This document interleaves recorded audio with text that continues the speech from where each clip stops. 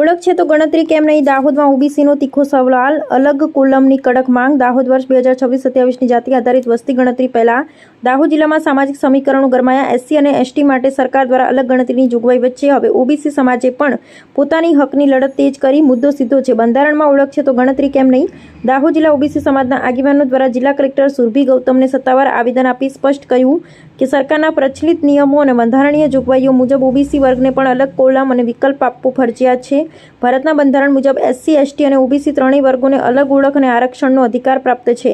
સરકારી ભરતી, શિક્ષણ અને યોજનાઓમાં ઓબીસી માટે 27% આરક્ષણ લાગુ છે. ત્યારે વસ્તી ગણતરીમાં ઓબીસીને અન્યમાં ગણવું નિયમો અને ન્યાય બંને સામેનો ભંગ ગણાય. વાસ્તવિક આંકડા વગર સરકારની નીતિઓ અપૂર્ણ અને ભ્રમિત બની શકે છે. એટલે ગણતરી ફોર્મમાં એસસી, એસટી જેવી રીતે જ ઓબીસી માટે પણ અલગ અને સ્પષ્ટ વિકલ્પ ફરજિયાત કરવો જોઈએ. આ કાર્યક્રમ દરમિયાન મોટી સંખ્યામાં આગેવાનો અને સમાજના પ્રતિનિધિઓ જોડાયા હતા. તેમણે એક્સક્વેર ચેતવણી આપી, ડેટામાં ગેરવહીવટ નહીં સહન કરીએ, હક માટે હવે મજબૂત લડત રહેશે. આ રજૂઆત માત્ર આવેદન નથી, આ આંકડાકીય ન્યાય માટેનો દબાવ છે. હવે સરકાર માટે નિર્ણય ટાળવો મુશ્કેલ બન્યો છે.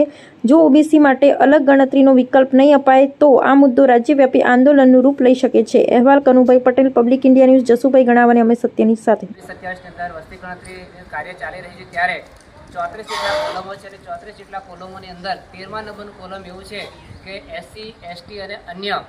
આ એસસી, એસટી અને અન્ય સમાજની સાથે સાથે ઓબીસી સમાજની વસ્તી એટલી બધી છે ગુજરાત રાજ્યની અંદર અને સમગ્ર દેશમાં. ત્યારે અન્યની અંદર સમાવેશ કેમ? ઓબીસી સમાજની આટલી બધી વસ્તી હોવા છતાં પણ ઓબીસી સમાજની આ વસ્તી જાતિ આધારિત જે વસ્તી ગણતરી છે એમાંથી બાકાત રાખવામાં આવે છે. આ જે અમારી ઓબીસી સમાજની એટલી જ માંગ છે કે જે અમારી એસસી ને અમારી જે માંગણી છે કે જે જનગણના થઈ રહી છે, જાતિ આધારિત જનગણના થવી જોઈએ. એમાં અમારી ઓબીસી સમાજનો કોલમ નથી. અમે લીમખેડારીને પણ ચર્ચા કરી હતી કે ઓબીસી સમાજનો કોલમ નથી. તો અમારી માંગણી છે કે અમારો ઓબીસી સમાજનો કોલમ હોવો જોઈએ. જાતિ આધારિત જનગણના થવી જોઈએ, જેનાથી કોની જ્ઞાતિ કેટલી છે.